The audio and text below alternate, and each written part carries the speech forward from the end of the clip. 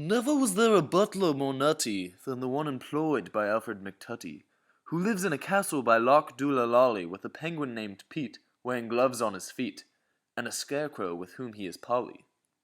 A long time ago when Alfred was sane, he put a sign inside his window pane. It said, "Butler wanted here," when a hand knocked on the door, opened the door, walked across the floor, and then knocked on his ear.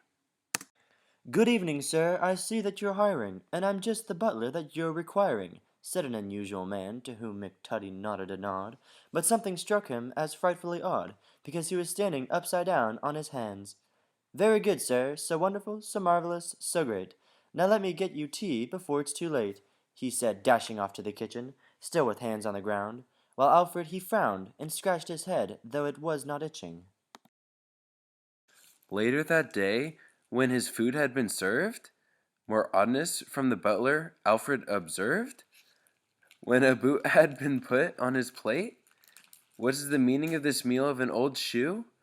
Just try it, sir. You might find it might do. He did, and it tasted quite great. It was, in fact, a boot-shaped cake that the butler had decided to make. And though it was strange, Alfred ate it with zeal. But while the tasting was enticing, above the cake's icing, the shoelaces were excitingly real? He spat out the laces and pulled several faces, when the butler returned, taking extra long paces, wearing a dress and a hat like a carrot, then began to dance a one-armed dance around a pair of underpants, while singing like a parrot. This went on for a long time, leaving Alfred confused. Should I feel happy? Should I feel sad? Angry? Or even amused?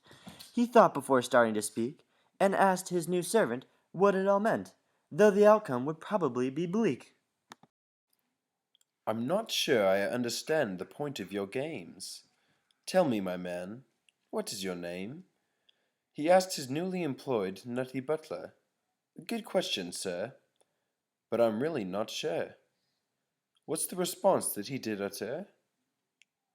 I've been called many things, many insults and zings. Many say that I'm untreatable, but it really doesn't matter if it's the name doesn't flatter, because as a butler I'm really unbeatable. Before McTutty could mutter, splutter, or stutter, he found his mouth blocked by a big block of butter, and the butler continued his work, while Alfred discovered that the butler he treasured, because he had gone quite berserk.